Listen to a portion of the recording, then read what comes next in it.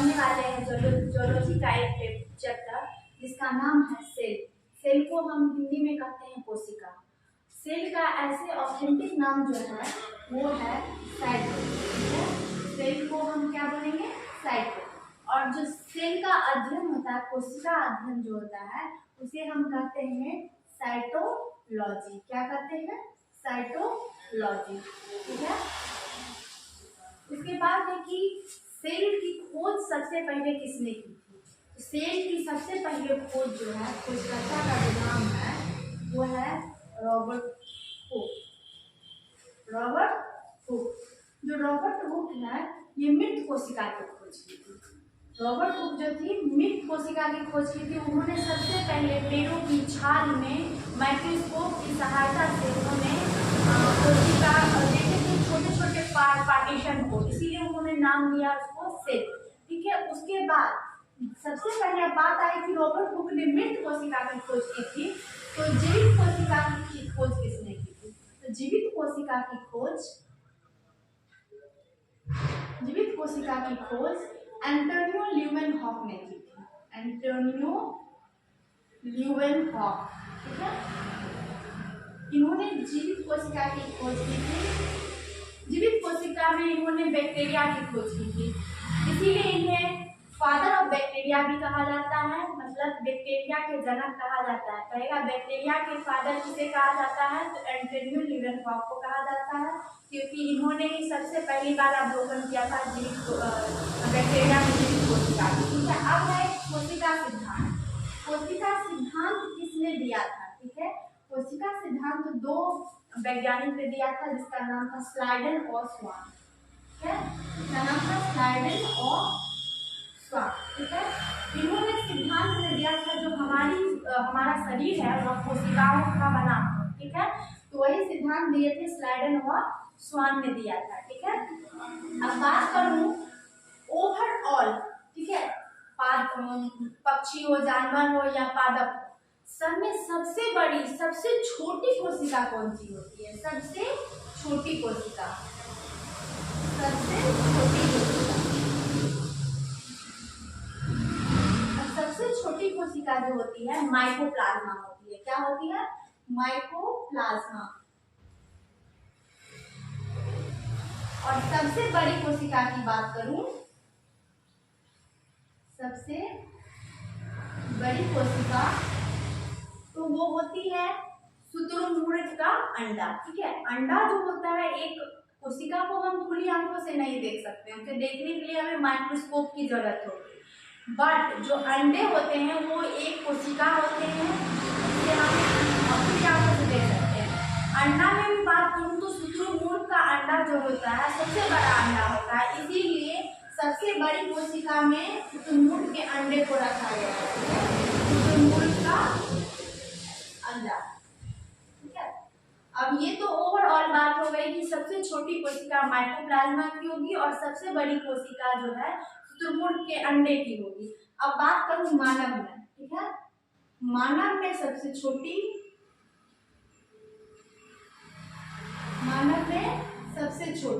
मानव में जो सबसे छोटी कोशिका होती है वो होती है शुक्राणु। शुक्राणु इंग्लिश में से स्पर्म कहते हैं। और जो सबसे बड़ी होती है वो होती है अंडाणु, जिसे हम ओव्यूम कहते हैं। ठीक है। सबसे छोटी हो गई स्पर्म जो कि मेल में होता है, और सबसे बड़ी हो गई ओव्यूम जो कि फीमेल में होता है। अब बात करूं लंबी। ठीक है। सबसे लंबी तो जो सबसे लंबी कोशिका होती है वो होती है तंत्रिका कोशिका। ठीक है। इंग्लिश में कहते हैं इसको न्यूरॉन। क्या कहते हैं? न्यूरॉन सेल सबसे लंबी। अब देखो, बड़ी और लंबी में अंतर होता है। लाल किला जो है बड़ा है, लेकिन कुतुब मीनार लंबी है। तो सबसे लंबी कोशिका आपको हो गई तंत्रिका कोशिका, और सबसे बड़ी कोशिका जो हो गई है आपको ओव्यूम हो गई है, और सबसे छोटी स्पर्म है। ठीक है। ये क्लियर है आपको? अब बात करूं, देखो जो न्यूरॉन सेल है ये मस्तिष्क में पाया जाता है। जो मस्तिष्क का ब्रेन है, मस्तिष्क का 90% भाग न्यूरॉन सेल का बना होता है, ठीक है। 90% भाग किसका बना होता है? न्यूरॉन का बना होता है, जिसमें कोशिका विभाजन बिल्कुल भी नहीं होता है, ठीक है। कोशिका विभाजन नहीं होता है। और 10% जो होता है वो बना होता है न्यूरॉन ग्लियल सेल से, न्यूरॉन ग्लियल सेल से, जिसमें कोशिका विभाजन होता है, ठीक है। अब देखो कोशिका विभाजन किसे कहते हैं? कोशिका विभाजन में क्या होता है, एक कोशिका टूटकर दो नई कोशिकाओं में विभक्त हो जाती है, उसी को हम कोशिका विभाजन कहते हैं, ठीक है। जैसे कि मैंने यहाँ पर मारा, यहाँ का कोशिका डैमेज हो गया, तो जो आसपास की कोशिका होगी वो कोशिका विभाजन करके इसकी क्षतिपूर्ति कर देगी। लेकिन मस्तिष्क में न्यूरॉन सेल होता है जिसमें कोशिका विभाजन नहीं होता, सेंट्रोसोम नहीं पाया जाता, जिसके कारण उसमें कोशिका विभाजन नहीं हो पाता है, जिससे क्षतिपूर्ति बिल्कुल भी नहीं हो सकती है। इसीलिए बोला जाता है ब्रेन को हमेशा बचा के रखना चाहिए, क्योंकि उसका 90% भाग न्यूरॉन सेल का बना होता है, जिसमें कोशिका विभाजन नहीं होता है। इसीलिए सर पे हमेशा कहा जाता है ऑलवेज वियर अ हेलमेट, हमेशा एक हेलमेट पहनना चाहिए, जिससे हमारे ब्रेन की रक्षा हो सके, ठीक है। और 10% में होता है न्यूरॉन ग्लियल सेल। अब बात करूं कि कोशिका विभाजन सबसे स्लो किसमें होता है? मस्तिष्क में नहीं के बराबर, लेकिन सबसे ज्यादा किसमें होगा? तो यकृत में होगा, लीवर में कोशिका विभाजन सबसे तेजी से होगा, कोशिका विभाजन सबसे तेजी से होगा। इसका ये मतलब है कि लीवर में अगर कोई प्रॉब्लम होता है, अगर कुछ होता है, तो लीवर बहुत जल्दी अपनी क्षतिपूर्ति कर लेता है, अपने घाव, लीवर के जो घाव है बहुत जल्दी भर जाते हैं, ठीक है। अब चलिए एक बार डिवाइड करते हैं। कोशिका को हम साइटो कहते हैं, कोशिका के अध्ययन को साइटोलॉजी कहते हैं। कोशिका की खोज जो थे रॉबर्ट हुक ने किया था। जीवित कोशिका की खोज एंटोनियो ल्यूवेनहॉक ने किया। उसके बाद सबसे छोटी कोशिका माइकोप्लाज्मा की होती है और सबसे बड़ी कोशिका शुतुरमुर्ग के अंडे की होती है। कोशिका सिद्धांत का प्रतिपादन स्लाइडन और स्वान ने किया था। अब मानव में बात करूं तो सबसे छोटी कोशिका स्पर्म होती है, सबसे बड़ी कोशिका ओव्यूम होती है और सबसे लंबी कोशिका न्यूरॉन सेल होती है, ठीक है। अब बात करूं, जिस तरह से ईंट से दीवार बनती है, ठीक है, और दीवार से कमरे और कमरे से क्या बनता है? घर। उसी तरह से हमारा शरीर कोशिकाओं का बना होता है, कोशिका, फिर कोशिका के समूह को कहते हैं ऊतक, और ऊतक के समूह से बनता है अंग, और अंग, सारे अंग मिलकर हमारे शरीर का निर्माण करते हैं। तो हम इस हिसाब से कह सकते हैं कि शरीर की सबसे छोटी इकाई कौन सी है? कोशिका है, ठीक है। सबसे छोटी इकाई क्या है? कोशिका है। अब कोशिका के अंदर बहुत सारे चीज पाए जाते हैं, तो हम एक एक करके उन चीजों के बारे में डिस्कस करेंगे। सबसे पहले बात करूँ कोशिका के अंदर बहुत सारे चीज पाए जाते हैं, ठीक है। अब कोशिका के अंदर जो चीज पाए जाते हैं उसे हम कोशिकांग कहते हैं, ठीक है। तो हम कोई भी सामान खरीदने जाते हैं तो ठीक है, एक थैला लेते हैं, उसके अंदर बहुत सारे सामान डालते हैं। तो उसी तरह कोशिका की बाहरी जो परत होते हैं, बाहरी आवरण होते हैं, उसे हम कहते हैं कोशिका झिल्ली। क्या कहते हैं? कोशिका झिल्ली। इंग्लिश में इसको कहते हैं सेल मेम्ब्रेन। अब ये देखिए, सबसे पहले ये तो बाहरी आवरण है, ठीक है, बाहरी आवरण है, और ये जो है ये प्रोटीन का बना होता है, ठीक है। किस चीज का बना होता है? प्रोटीन का बना होता है। उसके बाद यह जो है एक टर्म आता है अर्धपरागम्य, ठीक है। ये कैसी झिल्ली है? तो अर्धपरागम्य है। इसका मतलब क्या होता है? अर्धपरागम्य मतलब हुआ सेमी परमिएबल, ठीक है। मतलब ये अपने अनुसार चीजों को आने और बाहर निकलने देता है, ठीक है। जैसे इसमें से कुछ चीज बाहर जा सकते हैं और कुछ चीज अंदर आ सकते हैं। इसकी परमिशन, इसका नाम ही है अर्धपरागम्य, इसके परमिशन से, ठीक है। तो कहना अर्धपरागम्य झिल्ली किसे कहा जाता है? तो आंसर आपका होना चाहिए कोशिका झिल्ली। और दूसरी बात, कोशिका झिल्ली जो है पादप और जंतु दोनों में पाए जाएंगे, ठीक है। कोशिका झिल्ली पादप और जंतु दोनों में पाए जाते हैं। अब बात करूं, आप दुकानदार के पास गए, आलू प्याज मिर्ची बहुत सारे चीज लिए, एक पॉलीथीन में उसने दे दिया, एक लेयर बना दिया, लेकिन आप उसे बोलोगे कटहल भी रख दो, कद्दू भी रख दो, मतलब बहुत भारी सामान, तो दुकानदार क्या करेगा कि उसमें डबल लेयर चढ़ा देगा, बहुत मजबूत पन्नी नीचे से लगा देगा, ठीक है। उसी तरह से जो पेड़ पौधे होते हैं बहुत बड़े बड़े होते हैं, भारी होते हैं, इसीलिए उसको एक एक्स्ट्रा लेयर की जरूरत होती है, ठीक है, जो कि उसको बाहरी सुरक्षा प्रदान करे। तो वो दूसरे नंबर में हो जाएगा आपको, जैसे कि एक है कोशिका झिल्ली, इसके बाहर हो जाएगा दूसरा परत, इसको हम कहेंगे कोशिका भित्ति। क्या कहेंगे? कोशिका भित्ति। कोशिका भित्ति को हम इंग्लिश में कहते हैं सेल वॉल, ठीक है। अब किसमें पाया जाएगा? मतलब जंतु में नहीं पाया जाएगा, उसके एक्स्ट्रा लेयर की जरूरत नहीं है, पादप में पाया जाएगा, ठीक है। तो कोशिका भित्ति किसमें पाया जाएगा? पादप में। और नंबर 2 की बात करूँ तो ये सेलुलोज का बना होता है। किसका बना होता है? सेलुलोज का बना हुआ होता है, ठीक है।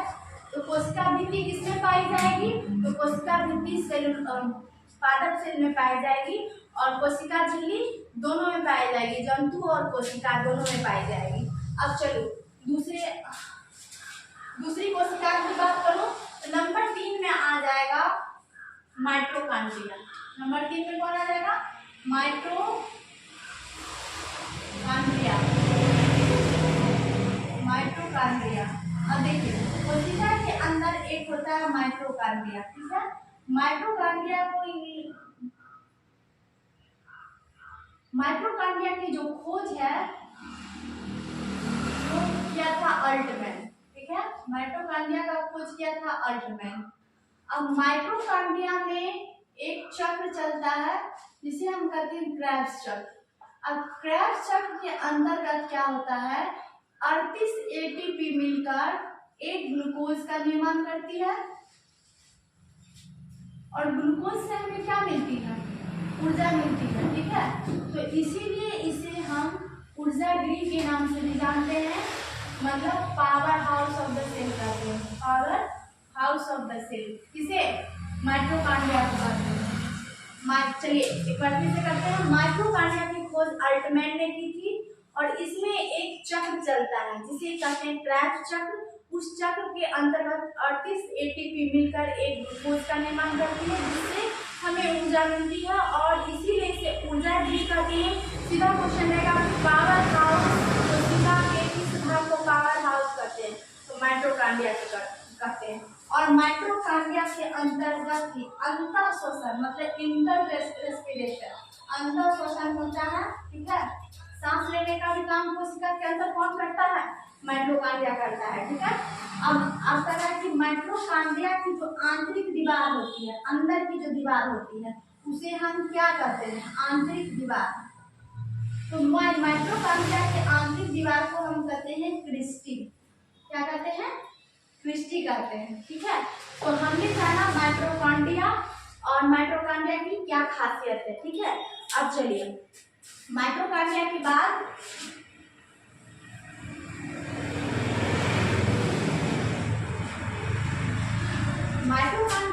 बात करूं अंतःद्रव्य जालिका।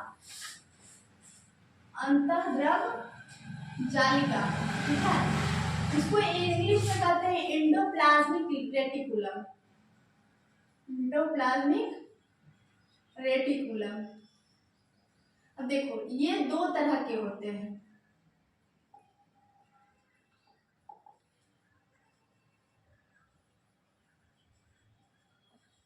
एक होता है स्मूथ एंडोप्लाज्मिक रेटिकुलम, एक होता है रफ, ठीक है। तो यह 2 तरह के हो गए, एक स्मूथ चिकना, एक हो गया आपको रफ, ठीक है।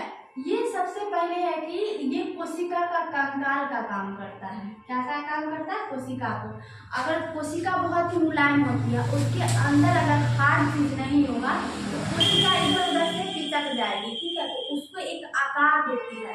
कंकाल मतलब आकार देने का काम कौन करता है? एंडोप्लाज्मिक रेटिकुलम अंतःद्रव्य जालिका करता है। ये 2 तरह के होते हैं, एक स्मूथ होता है, एक रफ होता है। जो अंदर का भाग होता है वो स्मूथ होता है, है, बाहर का भाग रफ होता है। अब जो स्मूथ है, स्मूथ का क्या काम होता है? देखो स्मूथ का काम होता है वसा का निर्माण।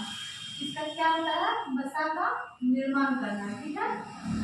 और जो रफ है इसका काम होता है, अब देखो स्मूथ है, वसा जो होते हैं, फैट होते हैं, जैसे तेल, घी, ये सब भी स्मूथ होता है। तो याद रखने के लिए करिएगा क्या कि जो स्मूथ एंडोप्लाज्मिक रेटिकुलम है, चिकना है, वो वसा का निर्माण करता है, ठीक है। अब बात करूँ रफ। अब आखिर ये रफ है, देखो ये भी स्मूथ जैसा ही था। एक्चुअली क्या हुआ, इसके ऊपर छोटे छोटे जो ये दाने दिख रहे हैं, ये है आपको राइबोसोम। क्या है? राइबोसोम, ठीक है। और ये राइबोसोम बनाता है प्रोटीन, जिसके कारण आरईआर का काम क्या हो गया? प्रोटीन निर्माण। प्रोटीन जैसे एसईआर स्मूथ करता है वसा का निर्माण, तो आरईआर करेगा प्रोटीन का निर्माण।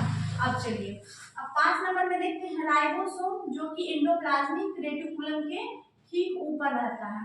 तो राइबोसोम का क्या काम है? प्रोटीन का संश्लेषण करना, प्रोटीन बनाना, प्रोटीन का संश्लेषण, ठीक है। और दूसरा बात, ये प्रोटीन इतना निर्माण करता है कि इसे प्रोटीन फैक्ट्री के नाम से भी जाना जाता है। किसे? राइबोसोम को प्रोटीन फैक्ट्री के नाम से किसे जाना जाता है? राइबोसोम को। और पावर हाउस किसे कहा जाता है? माइटोकॉन्ड्रिया को कहा जाता है, ठीक है। और राइबोसोम को प्रोटीन फैक्ट्री कहा जाता है।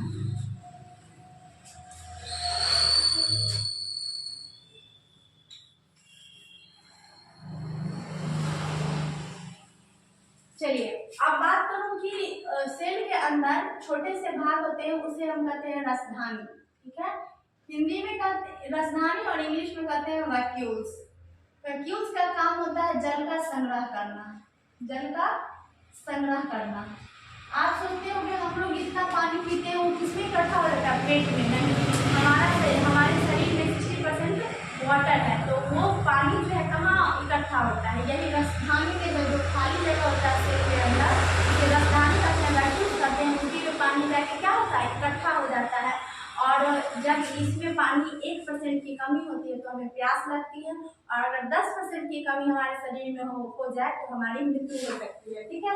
तो रसधानी का काम है जल का संग्रह करना।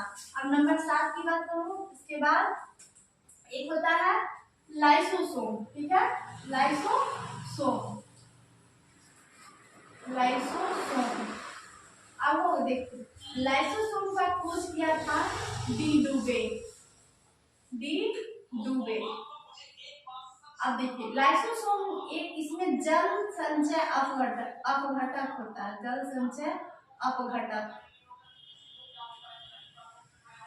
इसे एटम बम के भी नाम से जाना जाता है, एटम बम। इसका काम होता है पाचन का काम। अब ये क्या करता है? देखिए लाइसोसोम जो होता है इसमें एंजाइम होता है सेल के अंदर। ये एंजाइम जो होता है जल संचय होता है, जल जैसा होता है। और इसमें इसको एटम बम इसलिए कहते हैं कि इसका काम होता है कि कोशिका के अंदर जो भी कोशिका काम नहीं कर रहे हैं ठीक से या मृत हो गए हैं, तो उनको विघटित कर देना, खत्म कर देना, पाचन कर देना, वही काम होता है। आप देखिए इसका एक तरह से निगरानी वाला काम है। अगर कोई काम मानो कि राइबोसोम प्रोटीन बनाना छोड़ दिया, माइटोकॉन्ड्रिया का काम है शोषण करना, उसने छोड़ दिया काम, ठीक है। तो जो लाइसोसोम है वो पूछेगा भाई क्यों नहीं काम कर रहे हो, तो बोलेगा मर्जी नहीं है, तो बोलेगा लो, ऐसे करके एंजाइम उस पर छिड़क देगा और वो खत्म हो जाएगा माइटोकॉन्ड्रिया, ठीक है। अगर कोशिका के सारे भाग काम करना छोड़ दे, कोशिका जितने भी है सब काम करना छोड़ दे, तो लाइसोसोम गुस्सा होकर खुद को फाड़ लेता है। और खुद को फाड़ने से क्या होता है? उसकी भी मृत्यु हो जाती है, वो भी खत्म हो जाता है, और बाकी कोशिका ही समाप्त हो जाती है। तो इसे हम सुसाइडल बैग कहते हैं, सुसाइडल बैग।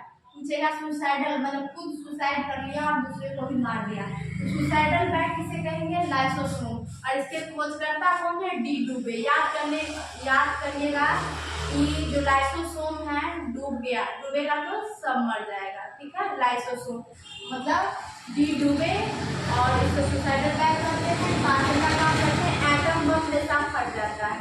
अब देखो क्या होता है, हमारे कोशिका में लाइसोसोम बहुत जरूरी है।